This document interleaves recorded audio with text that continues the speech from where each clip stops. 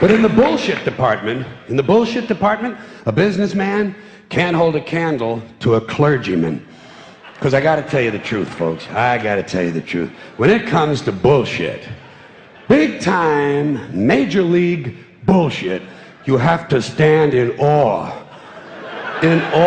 of the all-time champion of false promises and exaggerated claims, religion. No contest. No contest. Religion easily has the greatest bullshit story ever told. Think about it. Religion has actually convinced people that there's an invisible man living in the sky who watches everything you do every minute of every day.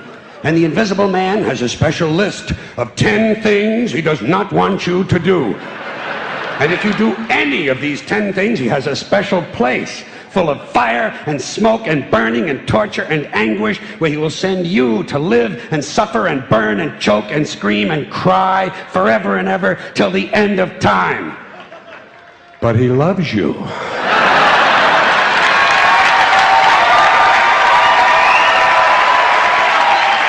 He loves you. He loves you and he needs money. He always needs money. He's all powerful, all perfect, all knowing, and all wise. Somehow, just can't handle money. Religion takes in billions of dollars. They pay no taxes, and they always need a little more.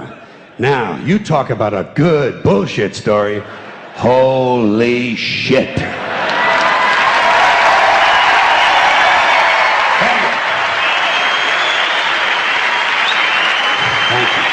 But, thank you very much. But I want you to know something. This is sincere. I want you to know, when it comes to believing in God, I really tried. I really tried. I tried to believe that there is a God who created each of us in his own image and likeness, loves us very much, and keeps a close eye on things. I really tried to believe that, but I gotta tell you, the longer you live, the more you look around, the more you realize something is fucked up. Something is wrong here. War, disease, death, destruction, hunger, filth, poverty, torture, crime, corruption, and the ice-capades. Something is definitely wrong. This is not good work. If this is the best God can do, I am not impressed. Results like these do not belong on the resume of a supreme being. This is the kind of shit you'd expect from an office temp with a bad attitude.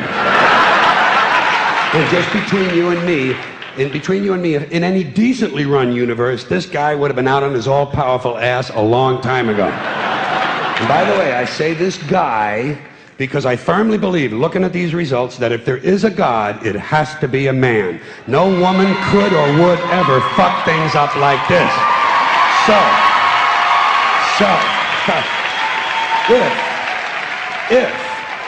If there is a God, I think most reasonable people might agree that he's at least incompetent and maybe, just maybe, doesn't give a shit.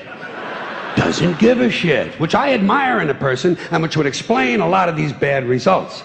So rather than be just another mindless religious robot, mindlessly and aimlessly and blindly believing that all of this is in the hands of some spooky, incompetent father figure who doesn't give a shit, I decided to look around for something else to worship, something I could really count on. And immediately, I thought of the sun. Happened like that. Overnight, I became a sun worshiper. Well, not overnight. You can't see the sun at night. But first thing the next morning, I became a sun worshiper. Several reasons. First of all, I can see the sun, okay?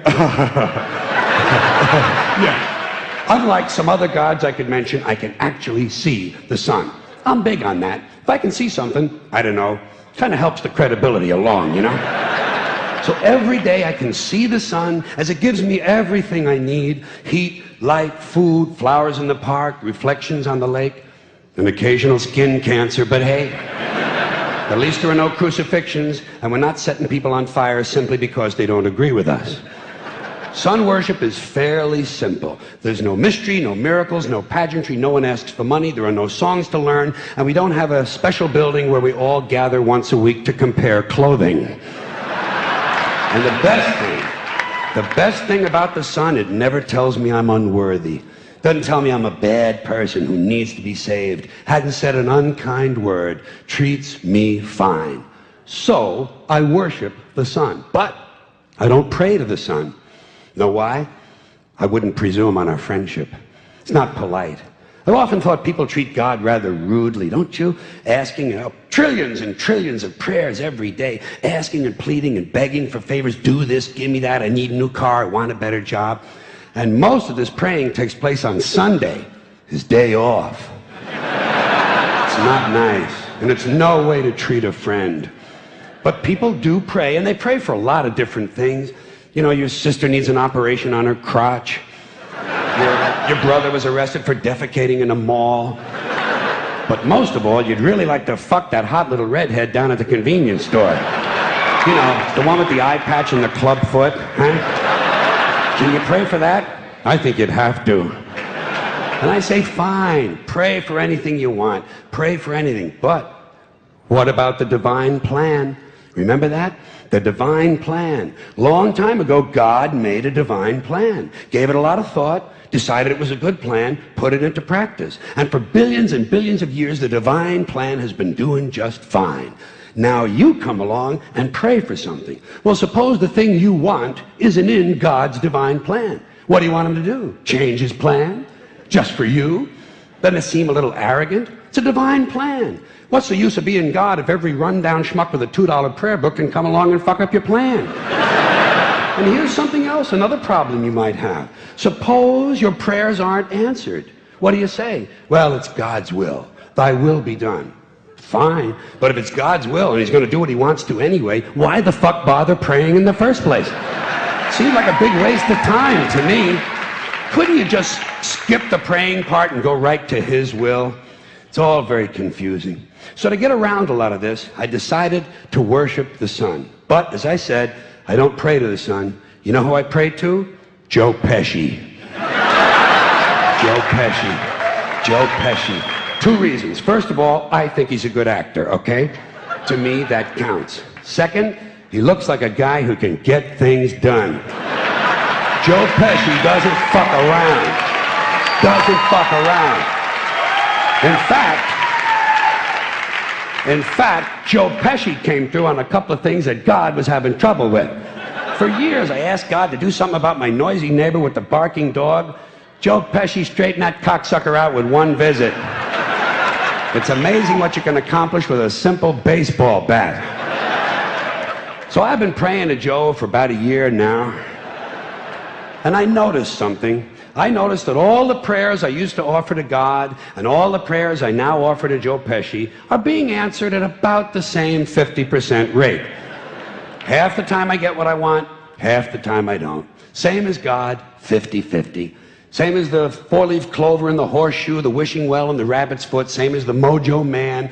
Same as the voodoo lady who tells you your fortune by squeezing the goat's testicles. It's all the same, 50-50. So just pick your superstition, sit back, make a wish, and enjoy yourself. And for those of you who look to the Bible for moral lessons and literary qualities, I might suggest a couple of other stories for you. You might want to look at The Three Little Pigs. That's a good one. Has a nice, happy ending. I'm sure you'll like that. Then there's Little Red Riding Hood, although it does have that X-rated part where the big bad wolf actually eats the grandmother, which I didn't care for, by the way. And finally, I've often always drawn a great deal of moral comfort from Humpty Dumpty. The part I like the best, all the king's horses and all the king's men couldn't put Humpty Dumpty back together again. That's because there is no Humpty Dumpty and there is no God. None, not one, no God, never was. In fact, I'm gonna put it this way. If there is a God, may he strike this audience dead. See, nothing happened. Nothing happened. Everybody's okay. All right? Tell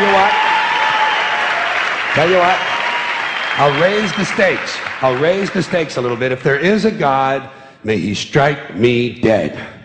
See? Nothing happened. Oh, wait, got a little cramp in my leg. And my balls hurt. Plus, I'm blind. I'm blind. Oh, now I'm okay again. Must have been Joe Pesci, huh?